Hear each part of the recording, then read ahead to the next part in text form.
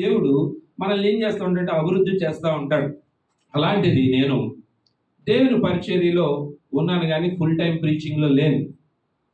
దేవుడి సేవ మా ఫాదరు లేదా చాలా విషయాల్లో నన్ను ప్రోత్సహించడం ద్వారా సేవకుడిని అవుదాం ఆలోచించుకున్నప్పుడు పరిచర్య చేద్దాంలే అనుకున్నాను.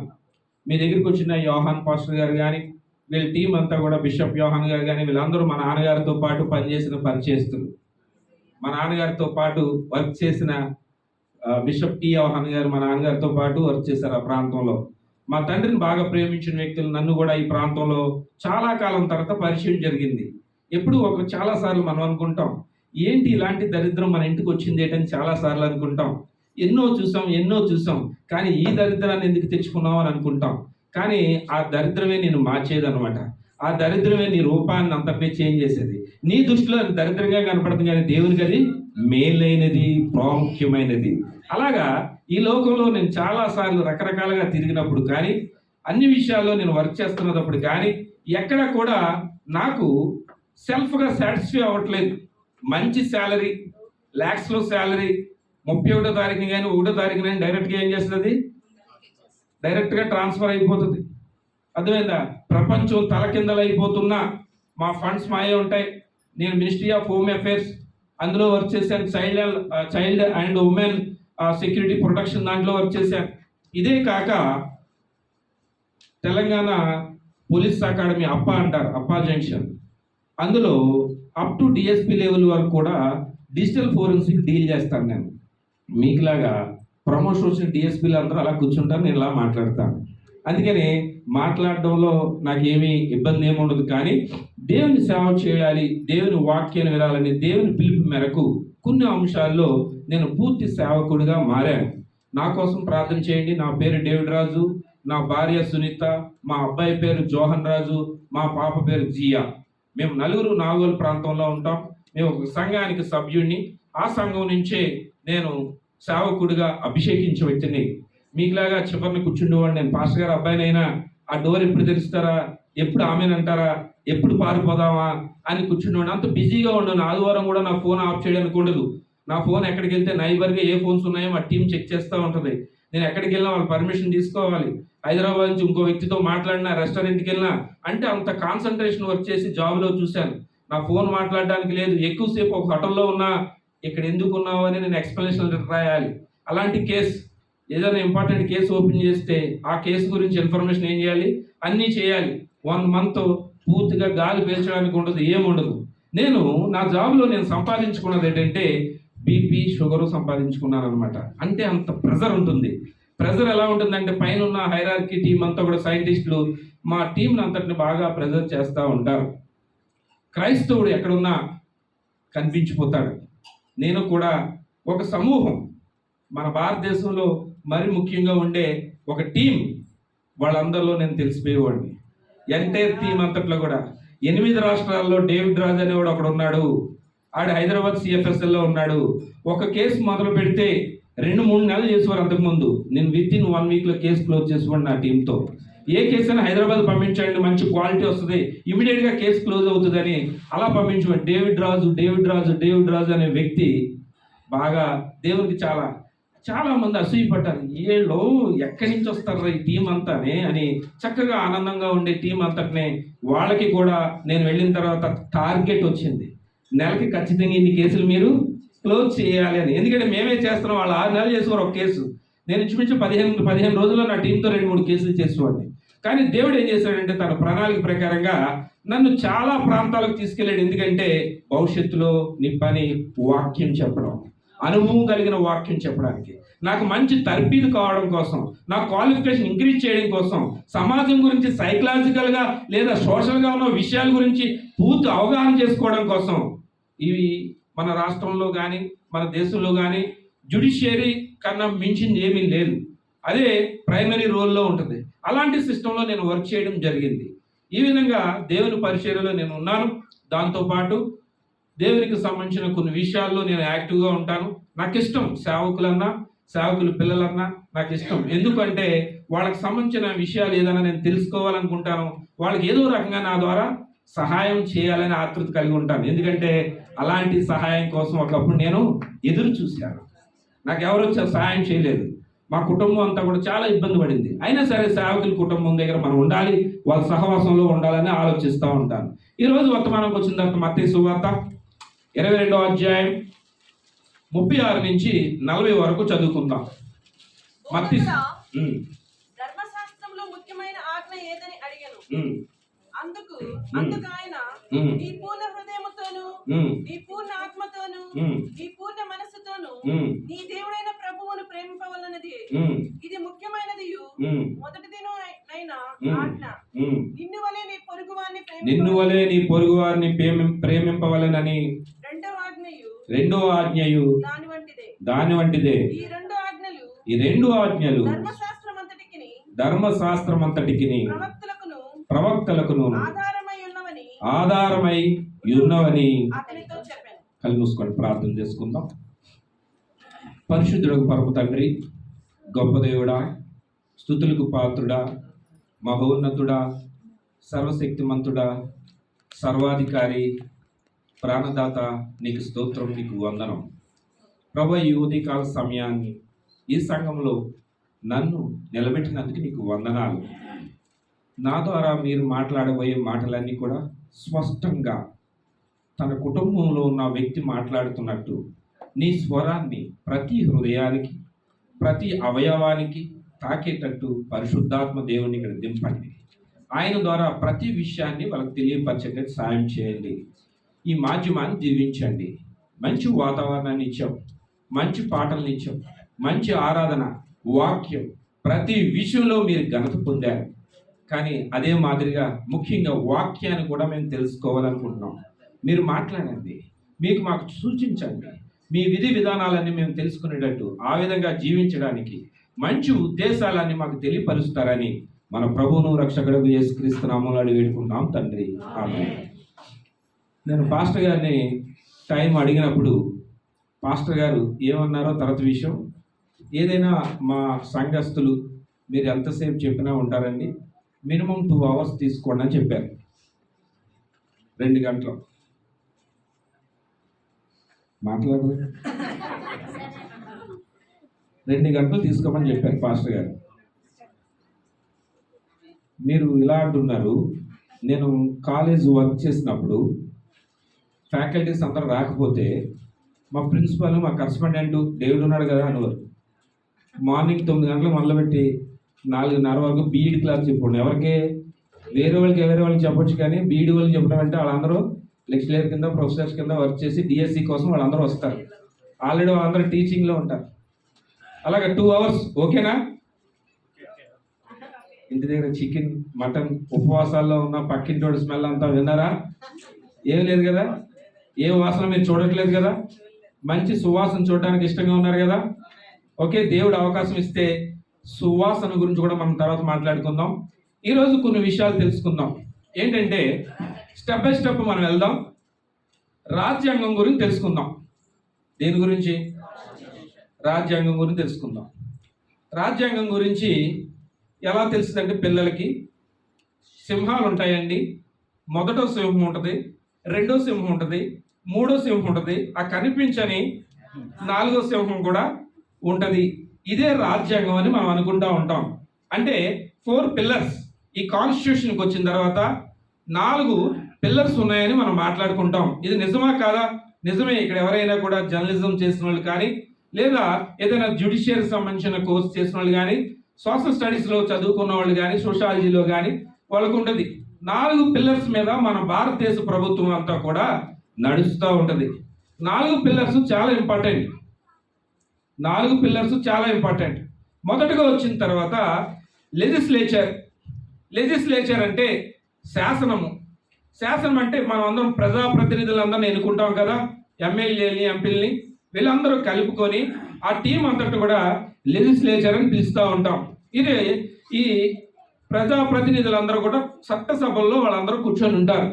రెండోది వచ్చిన తర్వాత ఎగ్జిక్యూటివ్. తర్వాత నేను ఈరోజు సోషల్ స్టడీస్ గురించి చెప్పడానికి రాలేదు, మీకు అర్థం అవడం కోసం చెప్తూ ఉన్నాను. రెండోది ఎగ్జిక్యూటివ్. ఈ ఎగ్జిక్యూటివ్ అంటే శాసనము. ఈ శాసనములు అమలు పరచడానికి వాళ్ళందరూ జీవోస్ తయారు చేస్తూ ఉంటారు కదా, ఆ శాసనములకు వచ్చిన తర్వాత ఎగ్జిక్యూటివ్. తర్వాత జ్యుడిషియరీ. ఈ జ్యుడిషియరీ అంటే న్యాయ వ్యవస్థ. న్యాయ వ్యవస్థ అందరికి కూడా సమానంగా న్యాయం జరగాలనేది భారతదేశ నినాదం. ఏ ఒక్కడు కూడా అన్యాయపు తీర్పు తీర్చకూడదు అనేది ఉండదు. తర్వాత నాలుగవది కనిపించేది, నాలుగవది ఏమో ఫోర్త్ పిల్లర్. ఆ పిల్లర్కి వచ్చిన తర్వాత ప్రెస్, మీడియా. ఈ మీడియా వచ్చిన తర్వాత పత్రికలు, ప్రజల ద్వారా మాట్లాడడానికి. ఈ ముగ్గురు ఏదైనా డిఫరెంట్గా వాళ్ళు యాక్ట్ చేశారనుకో, వాళ్ళు ఇష్టానుసారంగా ఉన్నారనుకో, వాళ్ళందరి గురించి పేపర్లోని మీడియాలో చెప్పడం కోసమే నాలుగోది. ఈ నాలుగోదే ప్రజల తరపున పోరాడుతూ ఉంటుంది. ఈ నాలుగోదే ప్రజల హక్కులు ఏంటనేది తెలియపరుస్తూ ఉంటుంది. ప్రపంచం అంతా మారుతుంది కానీ ఈ నాలుగోది ఎప్పుడు కూడా మారదు. మనకు అందుబాటు అయ్యే విధానంలోకి ఎంతగా ఉంటే అంతగా చేంజ్ అవుతూ ఉంటుంది. అంటే ఇంటర్నెట్ వచ్చిన తర్వాత, ఈ టెక్నాలజీ అభివృద్ధి చెందిన తర్వాత మన ఇంట్లోకి కూడా వస్తూ ఉంటుంది. ఈ నాలుగోదికి వచ్చిన తర్వాత ఈ 4 ఐటమ్స్ని కలిపి కాన్స్టిట్యూషన్ అని పిలుస్తారు. అర్థమైంది కదా ఇది?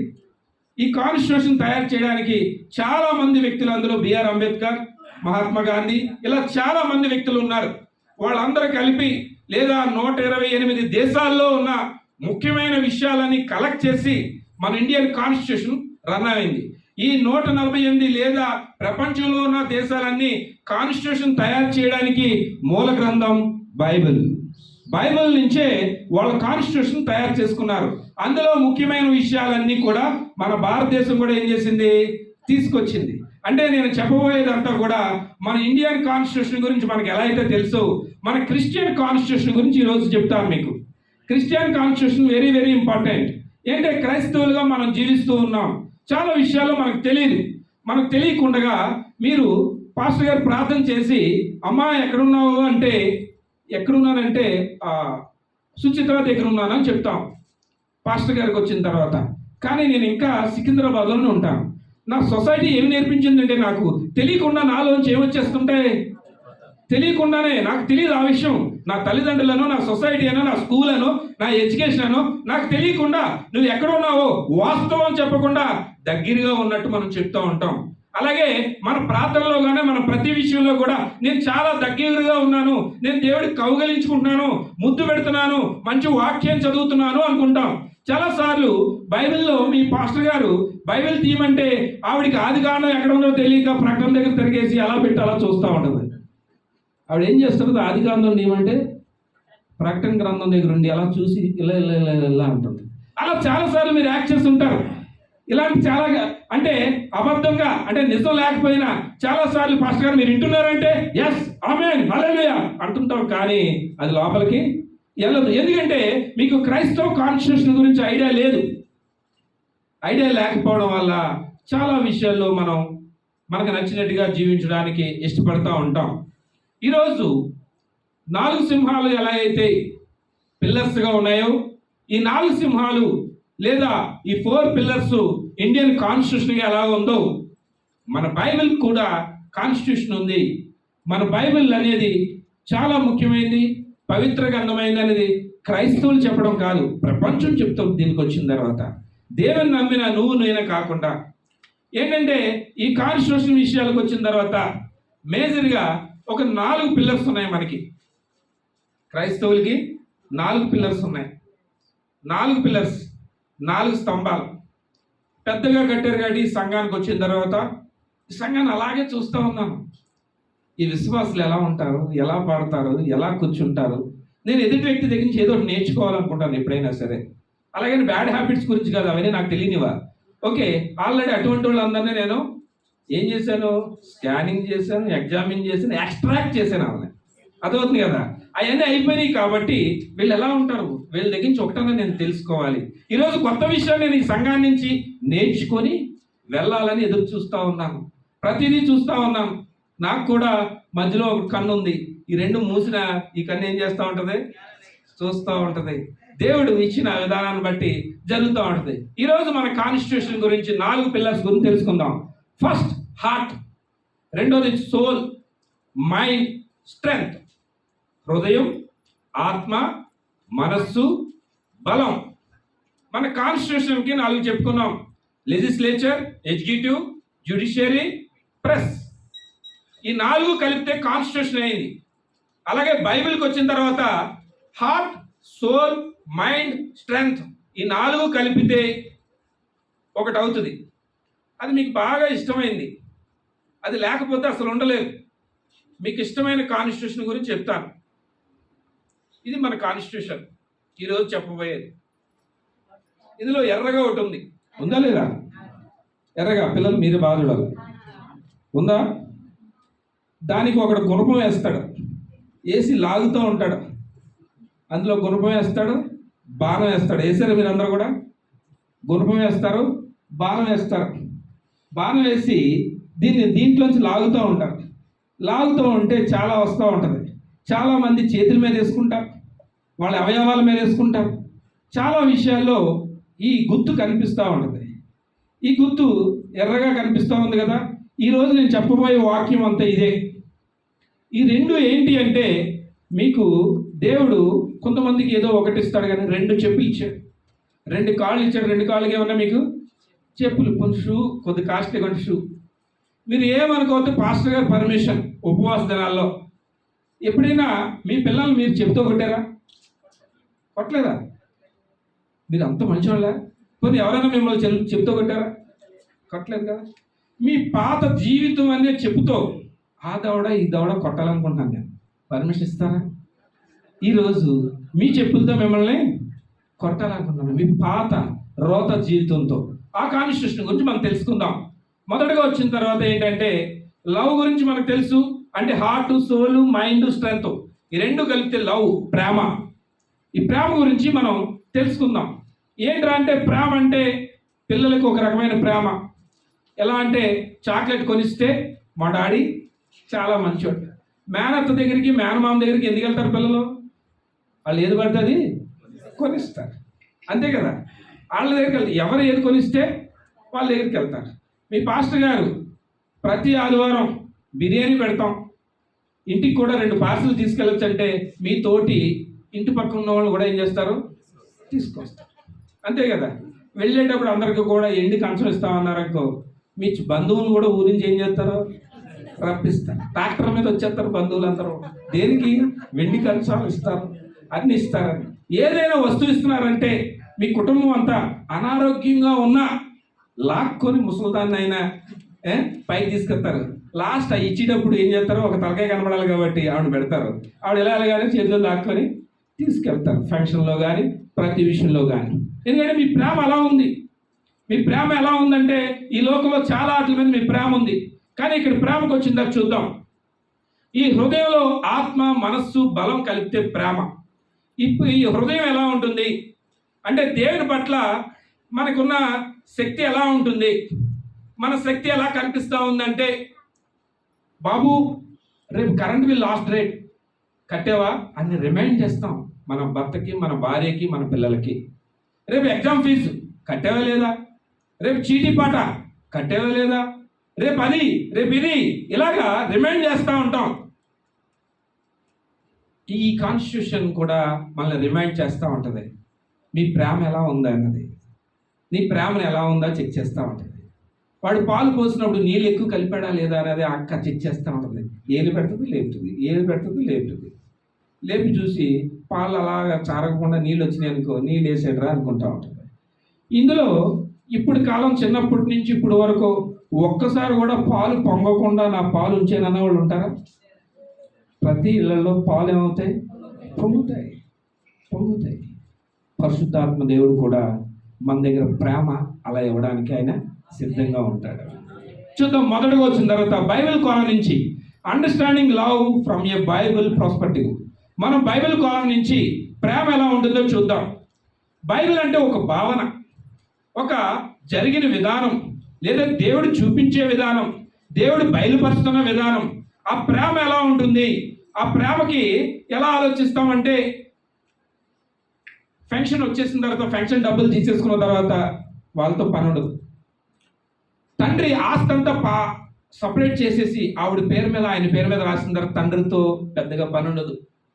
మన జీతం పడిపోయిన తర్వాత కంపెనీతో పెద్ద పని ఉండదు. లేదా మన కూలి మనకు వచ్చేసిన తర్వాత ఆ యజమానితో పెద్దగా పని ఉండదు. మనకు కావాల్సింది మనం సంపాదించేసుకున్న తర్వాత మనం వదిలేస్తాం. కానీ ఈ బైబిల్ కోణం నుంచి ఏంటంటే, ఇది స్థిరమైన ప్రేమ, ఇందులో ప్రామాణికమైంది. ఇందులో ఏ విధమైన షరతులు లేవు. ఇందులో వాడు వీడు అనే భేదం ఏమీ లేదు. ఇందులో నల్లోళ్ళు ఉన్నారు, తెల్లోళ్ళు ఉన్నారు, కుంటోళ్ళు ఉన్నారు, గుడ్డోళ్ళు ఉన్నారు. అందరికీ ఒకే రకమైన ప్రేమ చూపిస్తాడు ప్రభు అయిన యేసుక్రీస్తు. ఏంటంటే దేవుని పట్ల మనకున్న ప్రేమ ఏంటి, ఎలా ఉందన్నది మనం తెలుసుకోవాలి. చూద్దాం. 1 యోహాను 4వ అధ్యాయం పేజీ నెంబర్ 223లో ఉంటుంది చూడండి. 1 యోహాను 4వ అధ్యాయం 8వ వచనం చూద్దాం. దేవుడు ప్రేమ స్వరూపి, ప్రేమ లేనివాడు ఎవరిని అడగలేట. తర్వాత మనము ఆయన ద్వారా జీవించినట్లు దేవుడు తన అద్వితీయ కుమారుని లోకములోనికి పంపెను. దీని వలన దేవుడు మన యందు ప్రేమ ప్రత్యక్షపరచబడెను. చూద్దాం ఒక నిమిషం. మళ్ళీ అదే 1 యోహాను 3వ అధ్యాయం 1వ వచనం చూద్దాం. మనం ఎవరి పిల్లలం? దేవుని పిల్లలమని పిలువబడినట్లు తండ్రి మనకి ఎట్టి ప్రేమను అనుగ్రహించెను. చూడుడి, మనం దేవుని పిల్లలమే. ఈ హేతువు చేత లోకము మనలను ఎరుగదు. ఏలయనగా అంతే కదండి. మీరు వాళ్ళ ఇంటికి వెళ్ళి వాళ్ళని పలకరించకుండా మూల కూర్చున్నారనుకో, ఆయన నన్ను ఎరగట్లేదు కాబట్టి ఆయన కూడా లేదు. పాస్టర్ గారు ఫోర్స్ వల్ల సంఘానికి వస్తున్నారు, కానీ ఎవరిని పలకరించలేదు, దేవుని పలకరించట్లేదు. అప్పుడు ఆ ప్రేమ వేరేలా ఉంటుంది కదా, అవన్నీ వేరేగా ఉంటుంది కదా. అటువంటి ప్రేమ మన దగ్గర ఉండదు. బైబిల్ కోణం నుంచి ప్రేమ చాలా సమృద్ధిగా కనిపిస్తూ ఉంటుంది.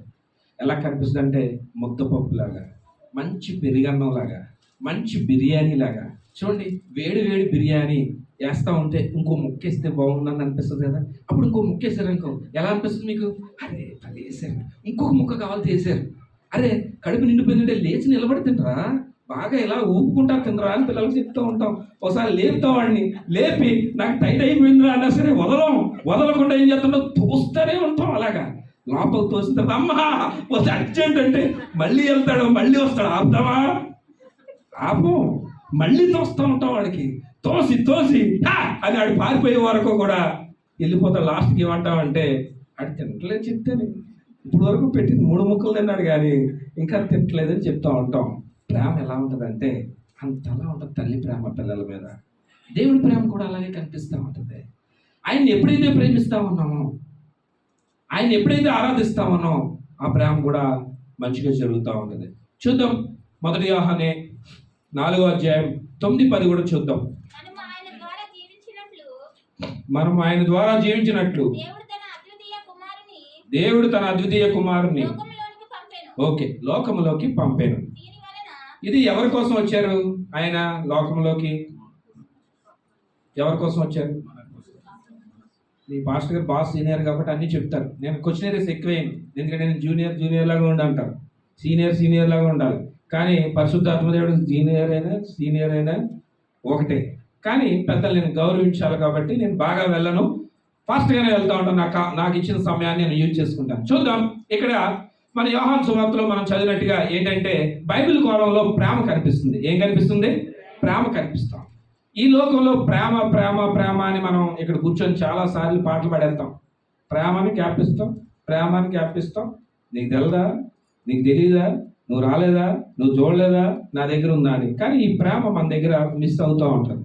మన ప్రేమ వ్యామోహంతో ఉంటుంది. మన ప్రేమ ఎలా ఉంటుందంటే పలకరిస్తేనే పలకరిస్తుంది, కౌగిలించుకుంటేనే కౌగిలిస్తుంది, తడితేనే తడుతుంది. కానీ ప్రభు అయిన యేసుక్రీస్తు నువ్వు ఏ స్థాయిలో ఉన్నా, ఏ కార్నర్లో ఉన్నా, వడ్డించేవాడు మనోడైతే ఎక్కడ కూర్చున్నా మనకు కావాల్సినవి మనకే వచ్చేస్తాయి. అలాగే మీరు ఏ కార్నర్లో ఉన్నా, ఎక్కడ ఉన్నా ఆ ప్రేమ ఆటోమేటిక్గా వచ్చేసి ఫుల్గా వైఫై లాగా, ఎలాగా వైఫై కవరేజ్ లాగా మీ చుట్టూరు కనిపిస్తూ ఉంటుంది.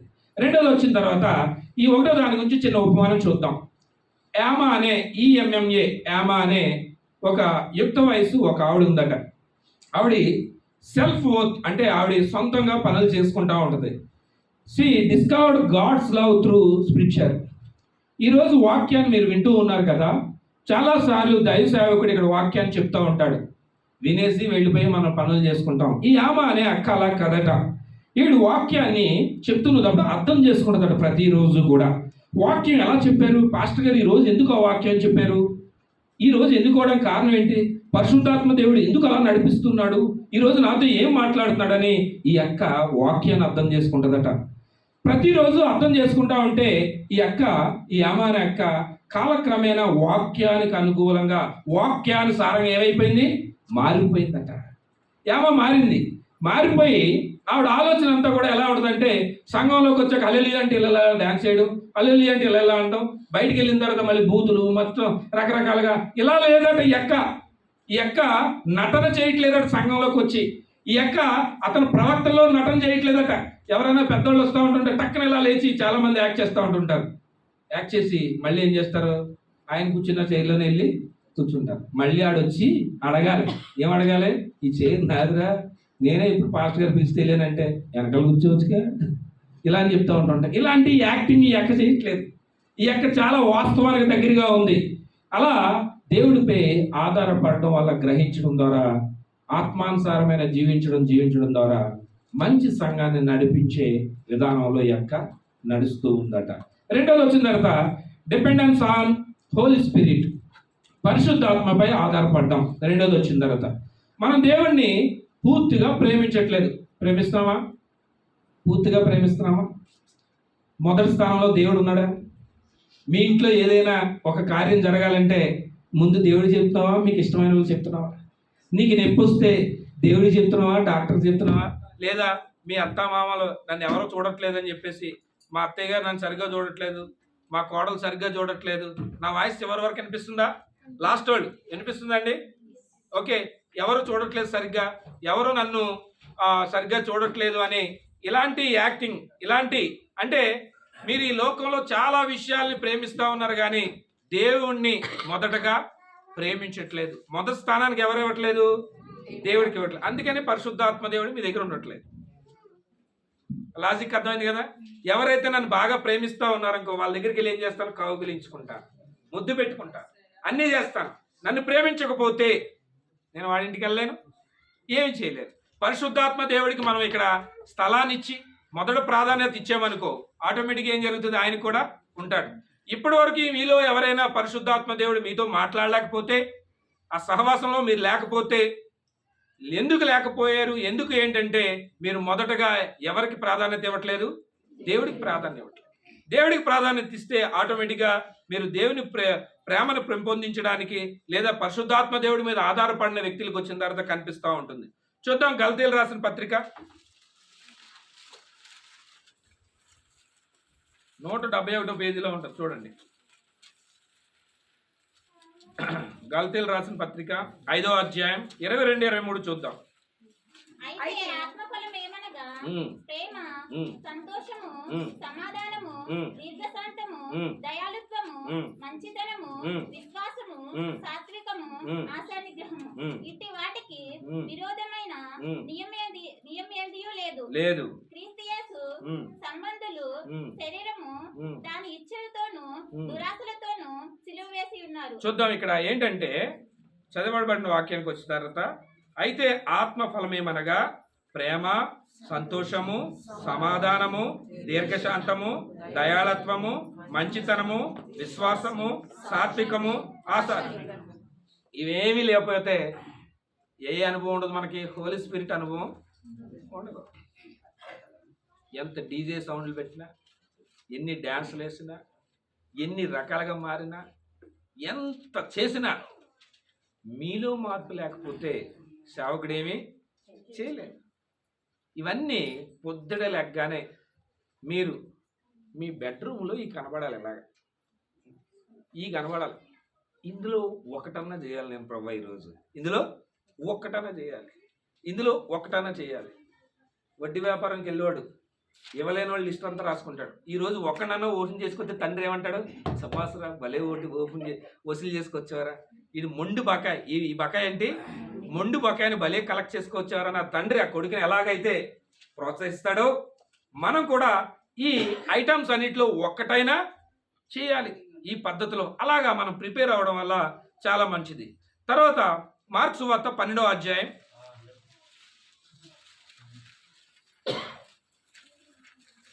మార్కు సువార్త 12వ అధ్యాయం. నేను ఎందుకు ఫైనల్ రెఫరెన్స్ చెప్పట్లేదంటే రెగ్యులర్గా చదివే వాళ్ళు నాకు చదవడం ఇష్టం ఉండదు. చదవడం రాలేని వాళ్ళు చదివితే నాకు వినసొంపుగా ఉంటుంది. ఎవరు రెగ్యులర్గా చదువుతున్నారు కదా, వాళ్ళకి ఏం చదివారో వాళ్ళకి తెలీదు, ఏదో చదివేస్తారు వాళ్ళు. చదవడం రాలేని ఉంటాడు కదా, బైబిల్ చదవలేనాడు, ఆడి చదివితేనే నాకు ఎలా ఉంటుందంటే చాలా మృదువుగా. ఆడి తప్పులు చదువుతూ ఉంటే ఇది తప్పురా అని 100 మంది అంటుంటారు కదా, వీడికి బైబిల్ కూడా చదవడం రావట్లేదురా, ఇక్కడ ఏముంది అలయనగా అంటే ఇలయనగా అని చదివాడు రేడు అంటే అప్పుడు జాగ్రత్తగా రెఫరెన్స్ వింటారు. వాళ్ళు ఎలా అంటారు, అదంతా రివర్స్ ఇంజనీరింగ్. ఎందుకంటే నేను ర్యామ్సమ్వేర్ స్పెషలిస్ట్ని, అదవుతుంది కదా, వైరస్కి స్పెషలిస్ట్ని. వైరస్ డైరెక్ట్ ఇంజనీరింగ్ జరగదు, ఇండైరెక్ట్ రివర్స్ ఇంజనీరింగే జరుగుతూ ఉంటుంది.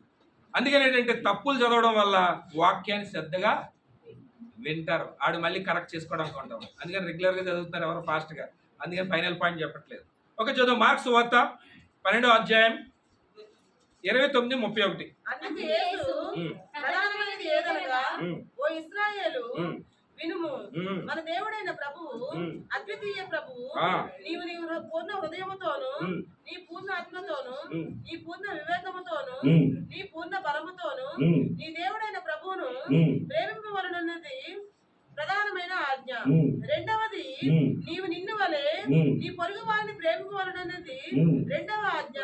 చూడండి ఒకసారి ఆగండి. ఏంటంటే ఇందులో అద్వితీయ ప్రభువు నీవు నీ పూర్ణ హృదయముతోనూ ఆత్మతోనూ వివేకముతోనూ బలముతోనూ ప్రేమింపవలనని ప్రధానం. ఈరోజు నేను 2 చెప్పులు ఉన్నాయి నాకు. ఈ చెప్పుతో కొట్టినా ఆ చెప్పుతో కొట్టినా ఎలా కొట్టినా ఏం కొడతాయి? ఏ చెప్పుతో ఎడం చెప్పుతో కొడితే ఏముంది, కుడి చెప్పుతో కొడితే ఏం కొడతాయి? ఏమైనా తేడా ఉందా? చెప్పుని బట్ట ఎడం చేయి వాటమోడు కొట్టి కడతాడు, కుడి చేయి వాటమోడు ఇంకా గట్టి కొడతాడు. కానీ అది ఇది కొడతాడు కదా. ఈరోజు మనలో ఉన్న పాపాల గురించి మనం తెలుసుకోవాలి. తెలుసుకుంటే ఆటోమేటిక్గా ఏం జరుగుతుందంటే కరెక్షన్ జరిగింది అనుకో, ఆటోమేటిక్గా నెక్స్ట్ లెవెల్లోకి వెళ్ళచ్చు. చూద్దాం.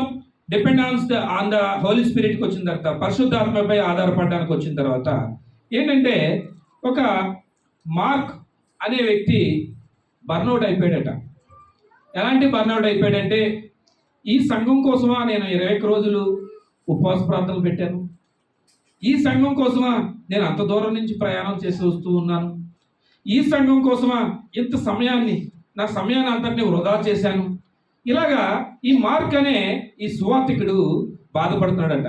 ఫైనల్గా ఈ realised he couldn't lead the church alone అని డిసైడ్ అయిపోయాడట.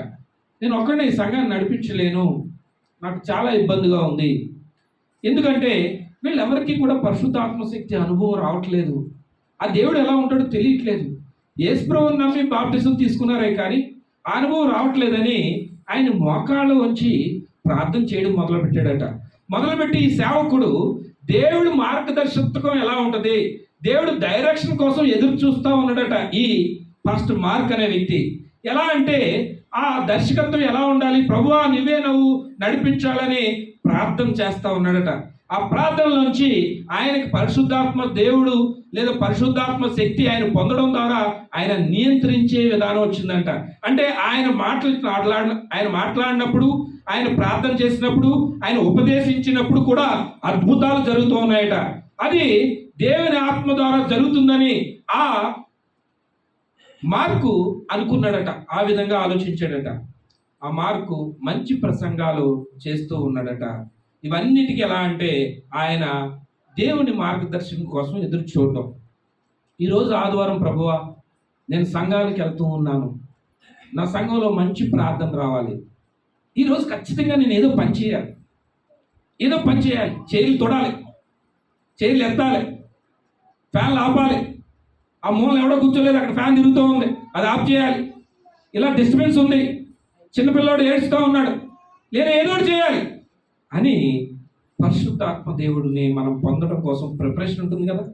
ఆ ఎగ్జామినేషన్ కోసం, ఫైనల్ ఎగ్జామినేషన్ కోసం రాత్రింబవళ్ళు నిద్ర లేకుండా పిల్లలు ఎలా చదువుతారు, అలాంటి ప్రిపరేషను ఆరాధన ఎదుర్కోవడం కోసం సిద్ధంగా ఉండాలి.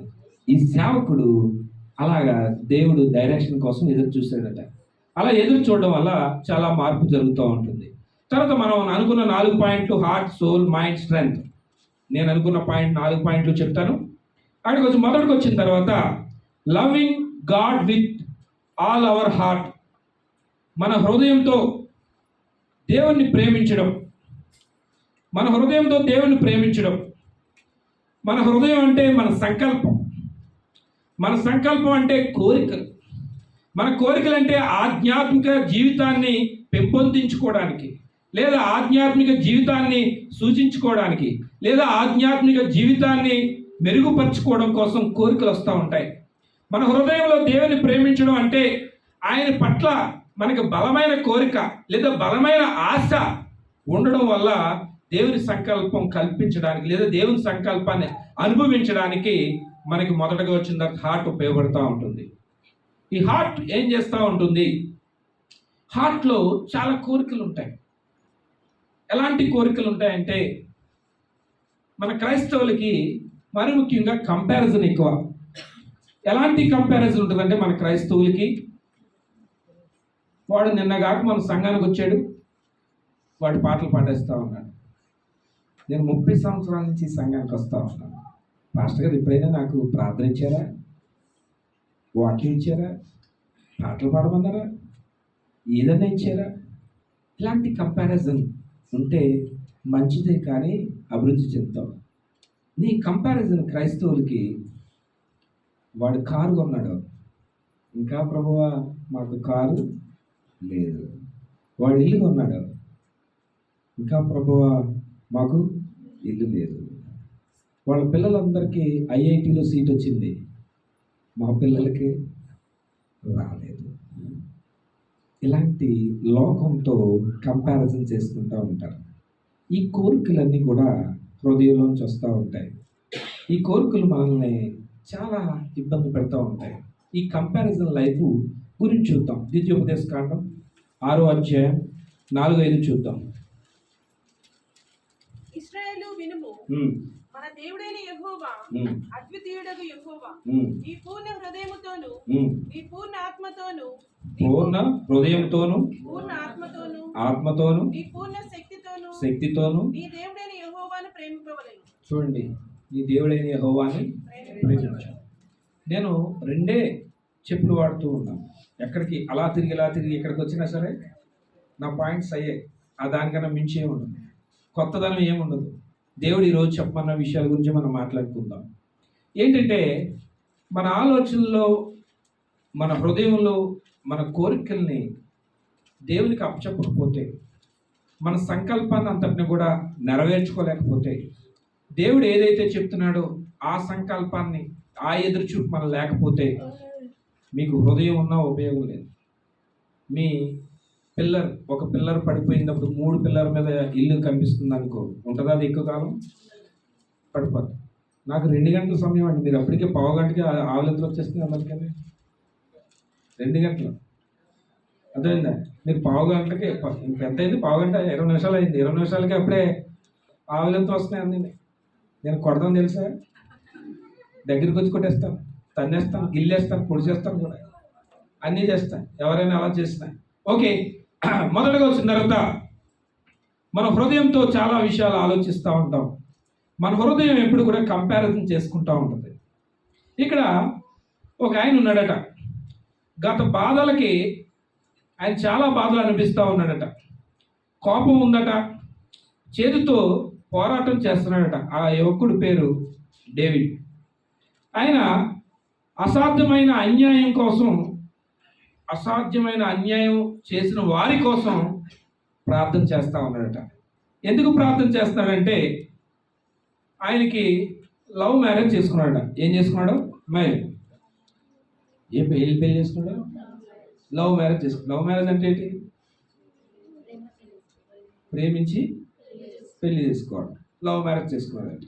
లవ్ అనగానే మనకు తెలియకుండా ఆటోమేటిక్గా నరాలన్నీ చక్కగా టైట్ అయిపోయి అలా ఏదో లవ్ అంటాడు.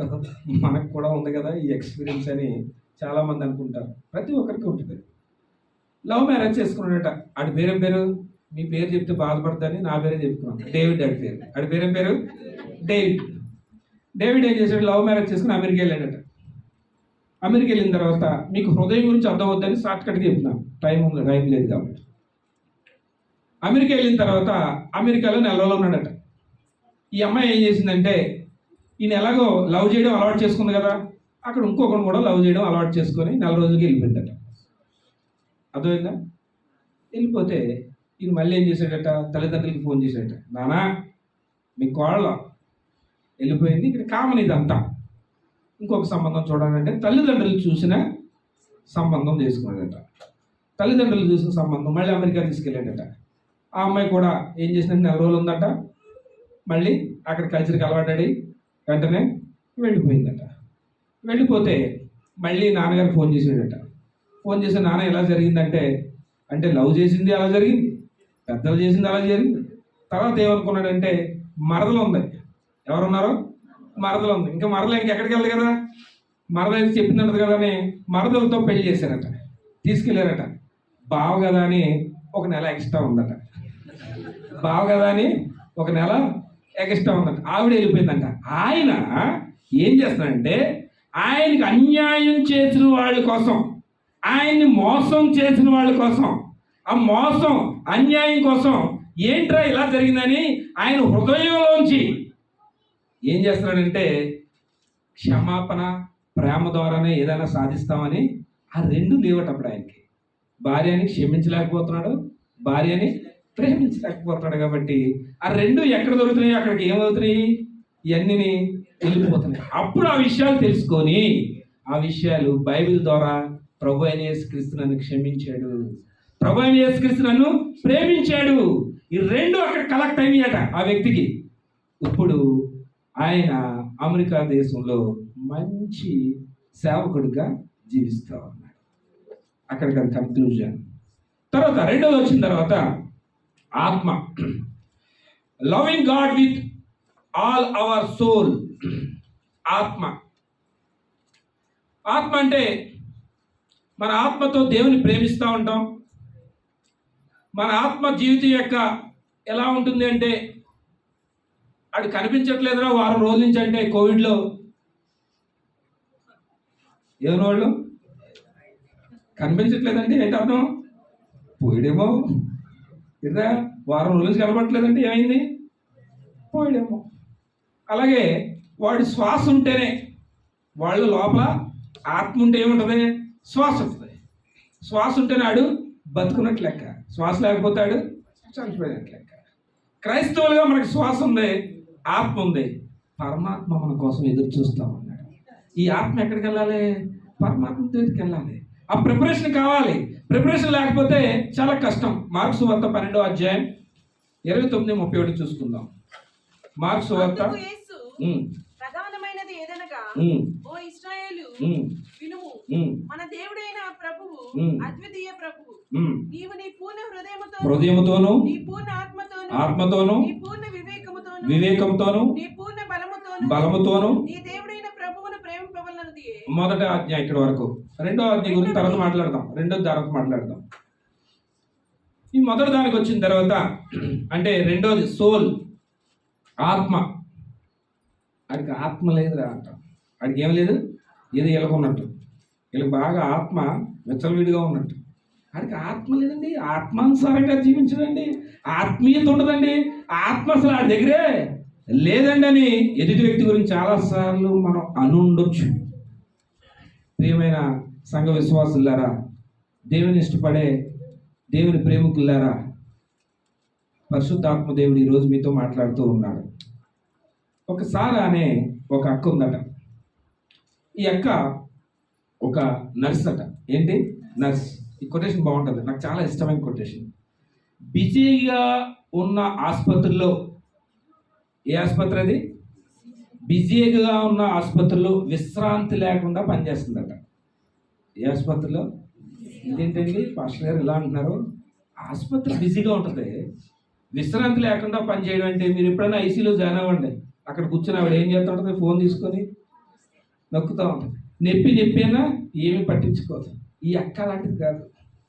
చాలా మంది మనకేమో కీమైపోతుంది, నొప్పి వచ్చేస్తుంది, అన్ని వచ్చేస్తుంటుంది. ఆవిడ మాత్రం పక్కన కూర్చొని నొక్కుంటూ ఉంటుంది, మాట్లాడుకుంటూ ఉంటుంది. ప్రపంచంలో ఉన్న వాళ్ళందరికీ ఫోన్ చేస్తారు, కానీ పక్కన ఉన్న వల్ల మాత్రం పట్టించుకోదు. మీరు ఎప్పుడైనా ఐసీయూకి వెళ్తే తెలుస్తుంది ఆ విషయం. ఈ అక్క అలా కాదట, బిజీగా ఉన్న హాస్పిటల్లో విశ్రాంతి లేకుండా పనిచేస్తుందట ఈ సారా అనే అక్క. ఈ అక్క రోగుల్ని కరుణతో చూస్తుందట. ఎలా చూస్తుంది? కరుణతో చూస్తుందట. రోగుల్ని కరుణతో చూస్తుందట. వారు వైద్యం కోసం ప్రార్థన చేస్తుందట. వాళ్ళకు వైద్యం, మంచి వైద్యం అందాలని ఈ అక్క ఏం చేస్తూ ఉంటుంది? ప్రార్థన చేస్తూ ఉంటుంది. ఆవిడ ఆత్మట సానుభూతితో నిండి పొర్లిపోతూ ఉంటుందట. ఎవరిని చూడగానే? పేషెంట్స్ని చూడగానే సానుభూతి వచ్చేస్తుంది. సానుభూతితో ఇది నర్సింగ్ చేసిన వాళ్ళకి వాళ్ళకి ఒక పేపర్ ఉంటుంది, నేను చెప్పే దాని గురించి. వాళ్ళకి ఒక పేపరే, ఎందుకంటే నేను ఆల్రెడీ నర్సింగ్ టీచ్ చేశాను కాబట్టి నాకు తెలుసు. వాళ్ళకి ఒక పేపర్ ఉంటుంది. ఆ అక్కకి ఆత్మంతా కూడా ఆత్మ సానుభూతితో నిండిపోతూ ఉంటుందట. ఆవిడ చర్యలు దేవుని ప్రతిబింబిస్తాయట. ఆవిడ చర్యలన్నీ ఎవడు కనపడుతూ ఉంటాడు? దేవుడు కనిపిస్తూ ఉంటాడట అక్క చేస్తూ ఉంటే. అక్క రోగుల్ని ఓదార్స్తూ ఉంటుందట. తర్వాత ఇందులోకి యాసిడ్ వేసి పొడుచుకొని ఇలా చీకటి కోణంలో ఉన్న ఆ యవనస్తులు కానీ, ఆ కుటుంబ సభ్యులు కానీ, ఉరేసుకోవడానికి ట్రై చేసిన వాళ్ళు, యాక్సిడెంటల్గా ఆత్మహత్య చేసుకోవడానికి, వాళ్ళందరూ చీకట్లో ఉంటారు కదా, వాళ్ళందరినీ వెలుగులోకి తీసుకురావడం కోసం ప్రయత్నం చేస్తారు ఈ అక్క. అందుకని ఈ ఉపమానంలో విషయం ఏంటంటే, నువ్వు ఏ పనైనా చేయి, ఇల్లు తుడు, కుమ్మరి పని చేయి, కొట్టు దగ్గర పని చేయి, తాపి మేస్త్రి పని చేయి, ఏ పనైనా చేయి, కానీ ఈ క్వాలిటీస్ నీలో ఉండాలి. ఈ క్వాలిటీస్ కనిపించాలి. ఎంతకాలం మనం జీవించాం, కానీ మన ఆత్మ దగ్గర పరిశుద్ధాత్మ శక్తి మన దగ్గర ఎందుకు రావట్లేదు, లేదా పరమాత్మ దగ్గర మనం ఎందుకు వెళ్ళలేం అంటే కారణం ఇదే అన్నమాట. దీనికి కారణం ఏంటంటే మన ఆలోచనలన్నీ కూడా చాలా రకాలుగా ఉన్నాయి. నువ్వు ఏ పని చేయి, మిషన్ కొడుతున్నావా అక్క, కుట్టు, కానీ కనిపించాలి. విశ్రాంతి లేకుండా పని చేయి, కరుణ చూపించు. ఆడు పేషెంట్ అయినా ఎవడైనా నీ దగ్గరికి ఒక వ్యక్తి వచ్చాడంటే ప్రభు అయిన యేసుక్రీస్తుతో మాట్లాడుతున్నట్టు కనపడాలి. ప్రభు అయిన యేసుక్రీస్తు నీలోగా ఉండాలి. నీ వేషధారణ ఏంటి, నీ పద్ధతి ఏంటి, ప్రతి విషయం. లోకంలో నువ్వు కలవకూడదు, లోకంలో జీవించాలే కానీ లోకంలో కలవకూడదు. సారా అనే అక్క అలా జీవించిందంటే ఎంత బాగుంటుంది. మనం కూడా సారా మనక్క, నా అమ్మ, నా చెల్లి అని ఎంత ప్రౌడ్గా చెప్పుకుంటాం. అలా చెప్పుకోవడానికి కూడా మనం ఇష్టపడాలి, ఆ విధంగా జీవించడానికి కావాలి. తర్వాత మొదటగా హార్ట్ అయిపోయింది, సోల్ అయింది, తర్వాత మైండ్. ఇది మైండ్ బాగుంటుంది. ఏంటంటే మైండ్ ఐదోది వచ్చిన తర్వాత loving God with our mind. మన మనస్సు, ఇంకా మీకు అర్థమంటే బుద్ధి. ఏంటది? బుద్ధి. బుద్ధి ఏం తిన్నదే? గడ్డి తింది. ఎప్పుడైనా తింటుందా? బుద్ధి ఎక్కడికి తింటే గడ్డి తింది. ఇప్పుడు మీరు అలా బండి మీద వెళ్తా ఉన్నారు, ఒకటి మధ్యలో బండి వేసుకుని అడ్డంగా వచ్చాడు, ఏమంటాం? మైండ్ ఏమంటాం? ఇప్పుడు దాని గురించి చెప్పుకుంటున్నాం. అర్థమైందా?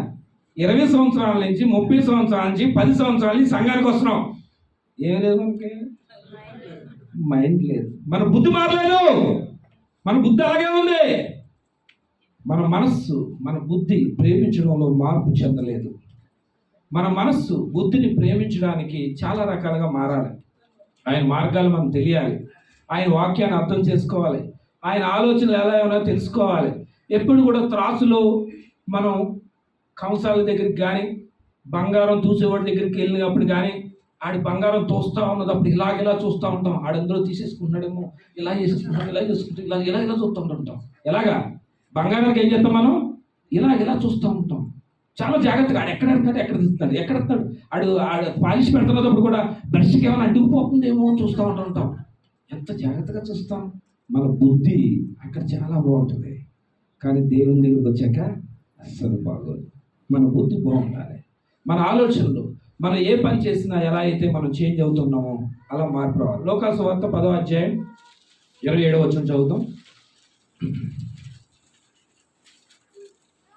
అతడు నీ దేవుడైన ప్రభువును ఉమ్, నీ పూర్ణ హృదయముతోను ఉమ్, నీ పూర్ణ మనస్సుతోను ఉమ్, నీ పూర్ణ శక్తితోను ఉమ్, నీ పూర్ణ వివేకముతోను ప్రేమింపవలనియు ఉమ్, నిన్ను వలె నీ పొరుగువాన్ని ప్రేమింపవలనియు ఉమ్. రాయబడి ఉన్నది చెప్పాను. బాగుంది. దీనికి ఒక విషయం చెప్తాను. జేమ్స్ అని ఒక గణిత ప్రొఫెసర్ ఉన్నాడట. ఈయన ఏ మాస్టరు? లెక్కల మాస్టర్. ఏ మాస్టరు? ఏ పని చేసినా చేయాలని చెప్పినా ఈ లెక్కల మాస్టర్ లెక్కలు ఎలా చెప్తున్నారు చూడండి. అబ్బబ్బబ్బబ్బ, ఏం బాగుందండి. 1వ రోజు, 2వ రోజు, 3వ రోజు, 4వ రోజు, 5వ రోజు, 6వ రోజు, 7వ రోజు లేకుందండి. దేవుడు ఎలా చేశాడు? 1 2 3 4 డే 1 డే 2 డే 3. మీరు బాగా విని ఉంటారు నారాయణ శ్రీ చైతన్య. విన్నారా? 1 1 1 1 2 2 2 2 3 3 3 అని చెప్తూ ఉంటుంటాడు. అర్థమవుతుంది కదా? బాగా విని ఉంటారు ఇక్కడికి వచ్చిన తర్వాత. ఈయన కూడా ఏం చెప్తున్నాడంటే మ్యాథమెటిషియన్ దేవుని కళ చైతన్యం ఆ చేతి స్వరూపం ఎంత బాగుందో సార్. మొదటి రోజు ఏం చేశాడు, 2వ రోజు ఏం చేశాడు, 3వ రోజు ఏం చేశాడు, 4వ రోజు ఏ విధంగా వాక్యాన్ని చెప్పేస్తున్నాడు ఆయన. క్లాసులో ఏం చెప్తున్నాడు? ఇలా గీస్తున్నాడు. 1 అంటున్నాడు, 2 అంటున్నాడు, 3 అంటున్నాడు, 4 అంటున్నాడు, రోజు అంటున్నాడు. 7 రోజుల గురించి చెప్పేస్తున్నాడు ఆయన. పిల్లలకి 7 డేస్ గురించి చెప్తూ ఉన్నాడు. 7 డేస్ చాలా ముఖ్యమైనవి చెప్తున్నాడు. 7 రోజులు ఎందుకు వచ్చినాయి చెప్తున్నాడు. సోమవారం ఎందుకు వచ్చింది, మంగళవారం ఎందుకు వచ్చింది, శనివారం ఎందుకు వచ్చింది, శనివారం దేని ముట్టను సోను వేసుకోను అని ఎందుకంటారో చెప్తున్నాడు. అన్నీ చెప్తున్నాడు మ్యాథమెటిషియన్. ఆయన గణిత సూత్రాలు సృష్టిలో దేవుని క్రమాన్ని ఎలా ప్రతిపాదించాడో చెప్తూ ఉన్నాడు. ఆయన విద్యార్థులకు వివరిస్తూ ఉన్నాడు. ఆయన గణితంలో ఏం కావాలి? విశ్వాసం కావాలి. 2 2 కలిపితే 8 అంటాడు అప్పుడు. అందులో విశ్వాసం ఉంటుందా? 2 + 2 ఎంత? 8 అన్నాడు. అలా మీరు అందరూ అనేవారు. మిమ్మల్ని అందరం కరెక్ట్ చేయడానికే ఇక్కడ దేవుని సేవకుడిని తీసుకొచ్చాడు. అంటే మీకు ఏముండాలి? విశ్వాసం ఉండాలి, నమ్మకం ఉండాలి. ఈ మాస్టర్ కూడా మ్యాథ్స్ అంటేనే ఏంటి? విశ్వాసం, నమ్మకం. అంతే. ఇలాగే ఎందుకు వస్తుంది మాస్టర్? ఇలా కూడా రావచ్చు అంటే నీ విశ్వాసం అలా ఉంది. ఇలాగే ప్రార్థన చేయాలి, 21 రోజు ఉపవాసం ఉండాలండి, లేకుంటే దేవుడు రాడా అని మీ దగ్గర చాలా మంది ఉంటుంది. పాస్టర్ గారు ఇలా అంటారంటే వస్తాడో రాడా అన్నది ఆయన క్లియర్గా చెప్తూ ఉంటాడు. కానీ మీకు మ్యాథ్స్ రావాలంటే ఖచ్చితంగా విశ్వాసం ఉండాలి. అర్థమైందా?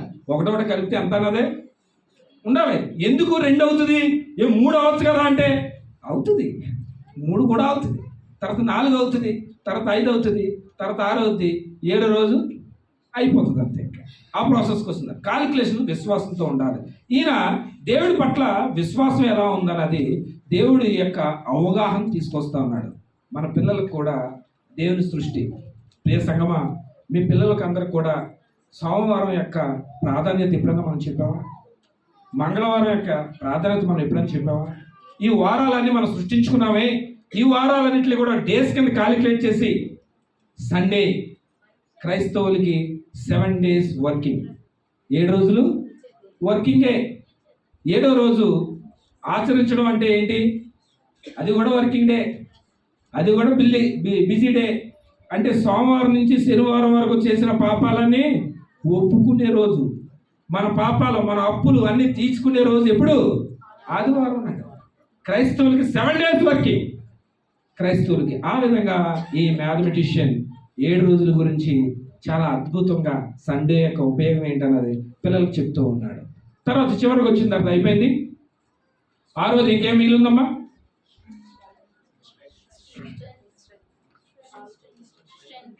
ఏంటమ్మా? స్ట్రెంత్. మీ స్కూల్లో ఎవరైనా పిల్లలు కొట్టారనుకో ఏం చెప్తాను? నేను ఎవరినో తెలుసా, ఎవరినో తెలుసా, మా నాన్న ఎవరో తెలుసా, ఆ ఊర్లో ఒకరిని కొడితే ఊరు వచ్చేస్తారట. ఏం జరిగిందో కూడా తెలియదండి. మా వాడిని కొట్టారట అని ట్రాక్టర్లు వేసుకుని జనాలంతా మొత్తం వచ్చేస్తూ ఉంటారు. స్ట్రెంత్, బలము చాలా రకాలుగా ఉంటారు. ఇలాంటి బలం ఏంటంటే మన బలం ఒక చర్య ద్వారా వ్యక్తం అవుతూ ఉంటుంది. ఇక్కడ ఒక బలమైన బండరాయి ఉంది, అది నేను తీసి అక్కడ పెడితే చాలా బలవంతుడు అనుకుంటాను. పెద్ద బండ తీసి వీటి మీద పెట్టి మోస్తానన్నావు అనుకో, తల్లిదండ్రులు ఏం చేస్తారంటే పిల్లడు ఎత్తుకోలేడని ఎత్తి ఏం చేస్తారు? తల మీద పెడతారు. వాడు తీసుకెళ్ళి అక్కడికి వెళ్ళాక మళ్ళీ తండ్రి పరిగెత్తుకెళ్ళి అక్కడికి వెళ్ళి ఏం చేయాలి? ఆయన మీ సేవకుడు కూడా అలా ఉండడమో మీకోసం మిమ్మల్ని రప్పించడం, మీకు ఎత్తడం, మళ్ళీ అక్కడికి వెళ్ళి మీ ఇంటికి వచ్చి మళ్ళీ ఆయన దించడం. అలా ఉన్నారేమో మీ స్ట్రెంత్. మీ బలం అలా ఉందేమో, అలా ఉండకూడదు ప్రియ సంగమా. చూద్దాం మార్క్స్ వార్త, మళ్ళీ మనం చదువుకునేది మార్క్స్ వార్త 12వ అధ్యాయం 29-31. అందుకు యేసు ఉమ్, ప్రధానమైనది ఏదనగా ఓ ఇశ్రాయేలు ఉమ్, వినుము, ఉమ్, మన దేవుడైన ప్రభువు ఉమ్, అద్వితీయ ప్రభువు. ఉమ్, నీవు నీ పూర్ణ హృదయముతోను, ఉమ్, నీ పూర్ణ ఆత్మతోను, ఆత్మతోను నీ పూర్ణ వివేకముతోను, వివేకంతోను నీ పూర్ణ బలముతోను పూర్ణ బలముతోను నీ దేవుడైన ప్రభువును ప్రేమింపవలనది ప్రధానమైన ఆజ్ఞ. చూద్దాం, నేను అయిపోయింది, 2 నిమిషాలు అయిపోయింది. నిద్రపోయిన వాళ్ళందరూ హల్లెలూయా చెప్తాం. హల్లెలూయా, హల్లెలూయా. చాలా యాక్టివ్గా ఉన్నారు అందరూ. ఓకే, చూద్దాం. ఏంటంటే లాస్ట్ స్ట్రెంగ్త్. ఈ స్ట్రెంగ్త్ అనేది ఎలా ఉంటుందంటే, నా స్ట్రెంగ్త్ ఏంటంటే సొంత ఇండిపెండెంట్ హౌస్, దాని ముందు ఒక కారు, ఒక వాచ్మ్యాన్, ఒక 4 మన పనులు. ఓ చక్కగా ఎంత బాగుంది, టీ అనగానే టీ వచ్చేయాలి, బిర్యానీ అంటే బిర్యానీ, చికెన్ కావాలంటే చికెన్, అన్ని కూరగాయలు వచ్చేయాలి, చక్కగా వచ్చేయాలి. మసాజ్ అంటే మసాజ్, కటింగ్ కూడా ఇంటికే రావాలి, హెయిర్ డై కూడా ఇంటికి రావాలి, డాక్టర్ ఎంబీబీఎస్ చదివిన డాక్టర్ కూడా మా ఇంటికి రావాలి, ఆక్సిజన్ కూడా మా ఇంటికి వచ్చేయాలి, అన్నీ మా ఇంటికి వచ్చేయాలి. పాస్టర్ గారు కూడా మా ఇంటికి వచ్చి ప్రార్థన చేయాలి. మన పరిస్థితి అలా అయింది. అది మీ స్ట్రెంగ్త్. మీ స్ట్రెంగ్త్ ఎలా ఉందంటే, మీ బలం. నాది సంఘ పెద్దని నేను, మా ఇంటికే రాడా, నేను ఎవరిని, సంఘ పెద్దని. మా ఇంటికి 25వ తారీఖు క్రిస్మస్ ఇక్కడ పెట్టుకుంటే మీ ఇంటికి వచ్చి ఏం చేయాలి, ఇక్కడ జనవరి 1 పెట్టుకుంటే మీ ఇంటికి వచ్చి ఏం చేయాలి, ప్రార్థన చేయాలి. ఎందుకంటే నేను సంఘ పెద్దను. ఇలా మీ స్ట్రెంగ్త్ చూపించడానికి చాలాసార్లు ట్రై చేస్తూ ఉంటాను, స్ట్రెంగ్త్ చూపిస్తూ ఉంటాను.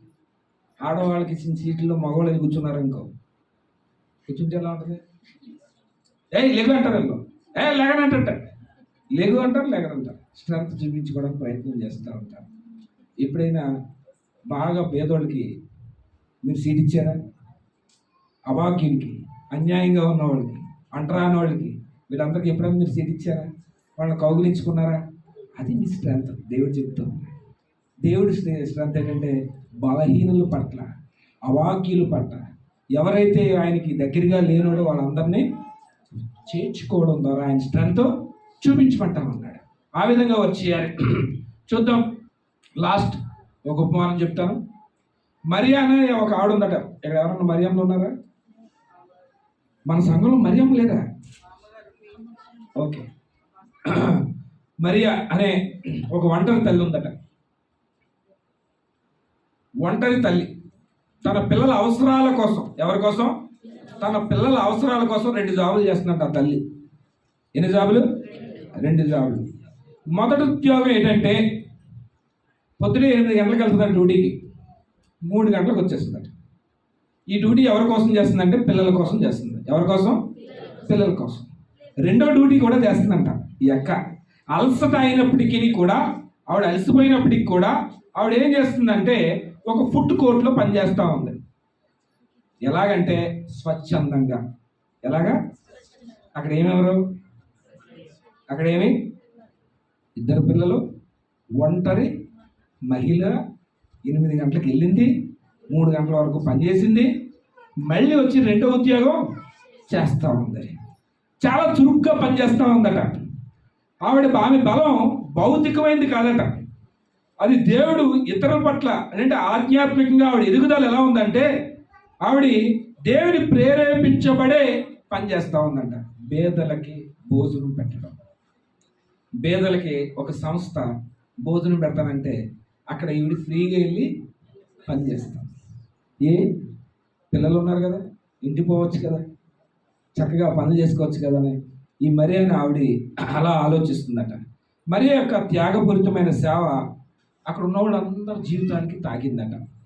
ఈ సంఘంలో ఎవరైనా ఒక్క పరిచర్య, దేవుని సేవకుని కుటుంబం కాకుండా ఒక్క వ్యక్తి అయినా ఇంకో వ్యక్తిని ప్రభావితం చేసామా? అలా ఆయన హాస్పిటల్లో ఉన్నాడు, ఆయన చచ్చి తొడవడానికి వచ్చింది. వాళ్ళ భార్య మంచం మీద ఉన్నారు, అయినా సరే ప్రభురాత్రి భోజనం లేదా సంఘ పరిచర్య చేయడానికి అక్క వచ్చింది. ఇంకా వాళ్ళ ఇంట్లో పోయి 3 రోజులు అవ్వలేదు, అయినా సంఘ పరిచర్యలో పాల్గొనడానికి వచ్చింది. అక్కడ పనులు ఉన్నాయి, చాలామంది విశ్వాసులు లేదా చుట్టాలు బంధువులు వీఐపీలు అందరూ ఉన్నారు. అయినా ఆవిడ ఎక్కడ ఉంది? చర్చ్. ఇలాంటి ప్రేమ మనకు కలిగి జీవించాలి. అదే దేవుడు మీకు ఇచ్చే స్ట్రెంగ్త్. అలాంటి బలం కలిగి ఉండాలి మనం. ఈ అక్క చూడు ఎంత బాగా పనిచేస్తూ ఉందో, దేవుని ప్రేమ ఎలా ఉందా అన్నదే ఆవిడ పరిచర్యలో చూపిస్తాను. దేవుని ప్రేమిస్తాను. ఎప్పుడైనా ఎవరికి తెలియకుండా ఇందులో అవసరమైన అక్కకి నువ్వు భోజనం పెట్టావా? అది ఎవరికి తెలియకూడదు. ఆ అక్కకి భోజనం అవసరం ఉంది, ఎప్పుడన్నా పెట్టావా? చెక్ చేసుకో. ఎవరికి తెలియకుండా వాళ్ళకి భోజనం లేకుండా బాధపడతా ఉన్నారు. అలాంటి చిన్న పరిచర్య అయినా పెద్ద పెద్ద ఏం కాకపోయినా ప్రభు నీ ఎడల చూపిస్తున్న కృప, నీ స్ట్రెంగ్త్. నువ్వు ఆరోగ్యంగా ఉన్నావంటే నీ స్ట్రెంగ్త్. ఇవన్నీ కూడా చూపించుకోవాలి.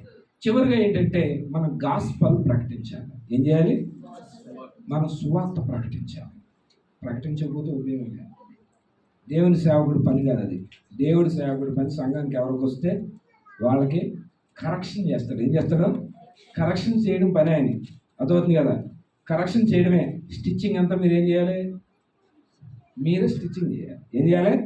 స్టిచ్చింగ్ మీరే చేయాలి. ఆయన ఏమైనా ఊడిపోతే కరెక్షన్స్ మాత్రమే చేస్తాడు ఆయన. మిగతాదంతా ఏం చేయాలి అంటే గాస్పల్ అందించవలసిన ఈ సంఘానికి అది ఒక దేవుడిచ్చిన పిలుపు. ఈ సంఘం బాగా ఎదగాలి అనుకుంటే కుటుంబంతో సంఘానికి రావాలి. ఎలా రావాలి?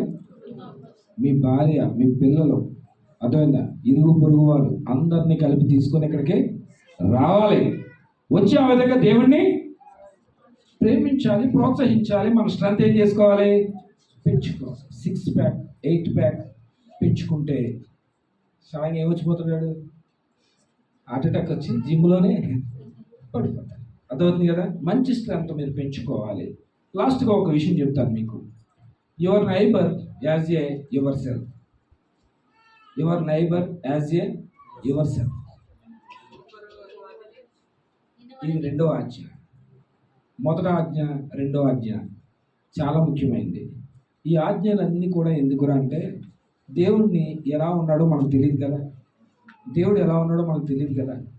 మనం దేవుని ప్రేమ చూపించాలి అనుకుంటే జరగాలి. చివరిగా మా ఫాదర్ ఒక పని చేశారు, చెప్తాను మీకు. కాకినాడ జీజీహెచ్ అని ఒక హాస్పిటల్ ఉంది, గవర్నమెంట్ హాస్పిటల్. ఆ హాస్పిటల్లో ఎవరినో చూడడానికి వెళ్ళారు. చూశారు, ఆయనకి వాళ్ళకి సాయం చేయవలసింది చేశారు, వచ్చారు. వచ్చిన తర్వాత వేరే వాళ్ళు వచ్చి నమస్కారం అయ్యారు, 3 రోజులు అవుతుంది భోజనం చేసి, ఏమీ లేవన్నారు. మా ఫాదర్ ఏం చేయాలంటే జీవులో చేతికి చిల్లరే ఉంది. ఆ చిల్లర కూడా ఆర్టీసీ బస్సులో ఊరు వెళ్ళడానికి చిల్లర మొత్తం అంతా తీసి అక్కడ ఇచ్చేసారు. ఇచ్చిన తర్వాత ఆయన చాలా ప్రౌడ్గా ఫీల్ అయ్యాడు. ఎలా ఫీల్ అయ్యాడు ఆయన? ప్రౌడ్గా. చిల్లర మొత్తం ఇచ్చాడు, ఏం లేదు ఆయన దగ్గర. ఆర్టీసీ బస్సులో రెగ్యులర్గా వెళ్తాడు ఆయన. ఆల్రౌండ్ బస్సు అంటారు దాన్ని. అది కాకినాడలో లాస్ట్ బస్సు అనమాట, మా ప్రాంతానికి వచ్చేది. ఇచ్చేసిన తర్వాత ఆవిడ ఈయన ముందే వెళ్ళింది, ఈయన ముందే ఇడ్లీ కూడా తెచ్చుకుంది. ఈవిడ ముందే అన్నీ ఏం చేస్తుంది? 2 రూపాయలు అంతా వేడి నీళ్ళు ఇస్తారు అక్కడికి.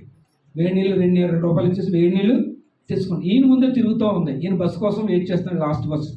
అలా తిరుగుతూ ఉన్నాడు. అక్కడ పాత బస్ స్టాండ్ అని ఒక ప్రాంతం ఉంది, ఆ జీజీహెచ్ పక్కనే ఓల్డ్ బస్ స్టాండ్ అంటారు.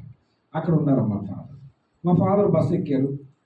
ఏమి లేవు, పైసలు లేవు. లాస్ట్ బస్సు 10:30కి వస్తుంది. అది కూర్చున్నాడు ఆయన.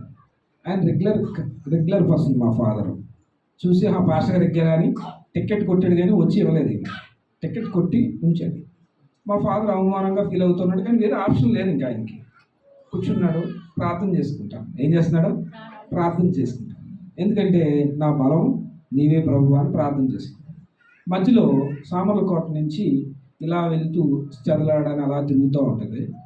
జనరల్గా పెద్దాపురం నుంచి మా ఊరు వెళ్తుంది, కానీ ఒక గ్రామం నుంచి అలా వెళ్తా ఉంటుంది. ఆ గ్రామంలో ఇంకొక ఆయన ఎక్కాడు. ఎక్కి ఇలా చూసేటప్పటికి ఆ అంకల్ పాస్టర్ గారు, ప్రెసిడెంట్ పాస్టర్ గారు అన్నాడు ఆయన. మా ఫాదర్ కూడా, అంటే మా ఫాదర్ రిజర్వ్ ఆ బస్సులోనే లాస్ట్ వస్తారనమాట కాకినాడ నుంచి. ఈయన ఉన్నాడు ఆల్రెడీ. అంటే కండక్టర్, డ్రైవరు, తర్వాత ఎవరు ఉంటారు ఆ బస్సులో? మా ఫాదర్ ఉంటాడు లాస్ట్, రెగ్యులర్ అన్నమాట. రెగ్యులర్. మా ఫాదర్ పడుకుని ఉంటాడు కదా అని ఎవడ ఇలా అన్నారు. వచ్చి మా ఊరికి ఇంకా 10 కిలోమీటర్ల దూరం. టికెట్ ఊర్లో దిగితే టికెట్ అడుగుతాడేమో అని బస్సు ఎక్కడి వరకు వెళ్తుందో అక్కడ వరకు మా ఫాదర్ అలా ఉండిపోయారట.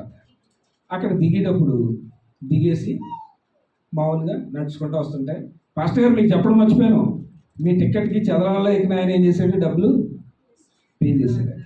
ఆయన ఎంత వీరుళ్ళగా అప్పుడు వరకు నేనేదో తప్పు చేసిన వాళ్ళగా అలా ఉన్నాడట. ఆ మాట చెప్పగానే ఏమైపోయింది, ఆయన స్ట్రెంత్ పెరిగిపోయింది. ఆయన మాకు నేర్పించినవి కూడా అదే. నేను జాబ్ చేస్తున్నప్పుడు నా జీతంలో 90% బయటకు ఖర్చు పెట్టాను. 1,60,000 జీతం వరకు ఉండేది నాకు. ఎంత శాతం? 90%. 10% కుటుంబానికి ఖర్చు పెట్టాను నేను. ఇవి ఎవరు నేర్పించారు నాకు? నా తండ్రి నేర్పించాడు. ఆ ప్రార్థనలన్నీ కూడా ఎలా అంటే, ప్రతి విషయంలో మన స్ట్రెంత్ ఎలా పెరుగుతుంది అంటే, మనం ఇవ్వడం ద్వారా, మనం చేయడం ద్వారా. ఏం జరుగుతుందా అంటే, ఇవ్వడం ద్వారా సువార్త ప్రకటించబడుతుంది. మనం చేయలేని పని వేరే వ్యక్తి చేస్తారు, చేసేవాళ్ళని ప్రోత్సహిస్తారు. వాళ్ళు ఆరోగ్యంగా కొంతకాలం బతుకుండి, ఆరోగ్యంగా కొంతకాలం స్ట్రెంత్ ఉంటే సువార్త ఏమవుతుంది, ప్రచురించబడతా ఉంటుంది. 10 మందికి నేను వెళ్ళలేకపోతున్నాను కాబట్టి వెళ్ళేవాళ్ళని ప్రోత్సహిస్తాను. మా ఫాదరు ఆ స్ట్రెంత్ ఆయన టెస్ట్ మనీలో ఏదో వన్ ఆఫ్ ద ఐటమ్ అనమాట. చాలా పాయింట్స్ ఆయనకు వచ్చిన తర్వాత తెలియకుండానే ఆ రోజు చనిపోయిన రోజు నాడు పెద్ద పెద్ద ప్రవక్తలు అందరూ వచ్చి, బిషప్లు అందరూ వచ్చి ఆయన గురించి మాట్లాడుతుంటే మేము నోరు ఎల్లబెట్టి, మా నాన్న ఎందుకు గొప్పవాడా, మా నాన్న ఎందుకు గొప్పవాడా, వీళ్ళందరికన్నా గొప్పవాడు త్వరలో రానే ఉన్నాడు. ఆయన అంతా రాజులకు రాజు వస్తా ఉన్నాడు. ఆయన అంతా మంచి సింహాసనం మీద తీసుకెళ్లాలనుకుంటున్నాడు. మనందరినీ కౌగిలించుకోవాలనుకుంటున్నాడు. తన ఉచిత కృప ద్వారా మనందరం రక్షించబడిన వ్యక్తుల కోసం మనల్ని ఎలా రక్షించాడనే విషయం మీకు ఆల్రెడీ తెలుసు. కాబట్టి ఆయన శిలువ మీద మోస్తూ ఉన్నప్పుడు, ఆ రక్తం కారుతున్నప్పుడు, ఆ తలకంతా ముళ్ళ కిరీటం పెట్టినప్పుడు, అదంతా చిందించిపోతున్నప్పుడు, అదంతా రక్తస్రావంతో రక్తంతో నిండిపోతున్నప్పుడు ఆయన మన మీద ప్రేమ చూపిస్తాడు. తన ఆత్మ గురించి ఆత్మానుసారంగా జీవించాలనుకుంటున్నాడు. మన దేవుడు త్వరగా రాయన్నాడు కాబట్టి ముందుగా మనం సిద్ధపడి, మన కుటుంబాన్ని సిద్ధపరిచి, మనం ఇరుగు పొరుగు వాళ్ళని కూడా ఎలక్ట్ చేస్తాం. వ్యాక్సిన్ వేస్తున్నారట అని చెప్పేవాళ్ళం కదా, అదవుతుంది కదా. మాస్క్ ఇస్తున్నారట ఇంటి పక్క వాళ్ళు చెప్పేవాళ్ళం కదా. అక్క కూరగాయలు వచ్చినాయి, పాలడు వచ్చాయని చెప్తాం కదా. అలాగే ఏం చెప్పాలి, సువార్త చెప్పాలి. కళ్ళు మూసుకొని ప్రార్థన చేసుకుంటాం. పరిశుద్ధుడు పరమ తండ్రి, నీకు వందనాలు ప్రభువా, గొప్ప దేవుడా, స్తుతులకు పాత్రుడా. ఈరోజు మేము ఇంతకాలం మమ్మల్ని ప్రేమించుకున్నాం, కానీ నువ్వు ఇచ్చిన ఆజ్ఞానుసారంగా జీవించడానికి ఆలోచించలేదు ప్రభువా. నువ్వు ఇచ్చిన ఆజ్ఞానుసారంగా జీవించడానికి ఈరోజు మీరు ఇచ్చిన వర్తమానం 4 పిల్లర్స్ ప్రభువా, హృదయం, ఆత్మ, మనస్సు, స్ట్రెంగ్త్, ఇవన్నీ కూడా ఇవి కలిపితేనే మాకు ప్రేమ తండ్రి. ఆ ప్రేమ నీ ద్వారానే కలిసిందని మేము అనుకుంటున్నాం. మన క్రైస్తవులు ఇచ్చిన కాన్స్టిట్యూషన్ ప్రకారంగా ఈ రాజ్యాంగంలో చాలా మార్పులు జరిగినాయి, కానీ ఇంకా మాలో మార్పు లేదు ప్రభువా. మా మార్పు అంతా కూడా నిన్ను చూసి, నీవే రాజువి, నీవే రక్షకుడివి, నీవే రానయ్యున్న దేవుడు అని మేము నమ్ముచున్నాం ప్రభువా. కానీ ఆ విధంగా జీవించలేకపోతున్నాం. నువ్వు జీవించిన విధానం ప్రకారంగా మేము జీవించలేకపోతున్నాం. ఈ రోజు నుంచి మంచి ఆత్మతో, మంచి హృదయంతో, మంచి బుద్ధితో, మంచి బలముతో నిన్ను పూజించాలనుకుంటున్నాం ప్రభువా. నేను ఒక్కడినే పూజించడం కాదు, నా కుటుంబంతో, నా పిల్లలతో, నా భార్యతో, నా ఇరుగు పొరుగు వారితో నువ్వు ఎలా ఈ లోకంలో జీవించమన్నావో అలా జీవిస్తామని ఈరోజు మేము ప్రమాణం చేయాలనుకుంటున్నాం ప్రభువా. ఆ ప్రమాణాన్ని అంతటిని కూడా మీరు శుద్ధీకరించండి. రూపాంతరం చెందిన వ్యక్తులుగా మమ్మల్ని అందరినీ తీర్చిదిద్దండి. మాకు కూడా మహిమ వస్త్రాలు ఇవ్వండి. ఆ మహిమ వస్త్రాల ద్వారా మీ దగ్గర తిరిగే ఆ అలవాటును మాకు కల్పించండి. ఆ విధంగా మేము జీవించడానికి, ఆ విధంగా మనం బ్రతకడానికి, ఆ విధంగా గాస్పల్ అందించడానికి ఈ ప్రాంతంలో ఈ సంఘాన్ని వాడుకుంటారని మన ప్రభువును రక్షకుడు యేసుక్రీస్తు నామములో అడిగి వేడుకుంటున్నాం తండ్రి. ఆమేన్. Thank you.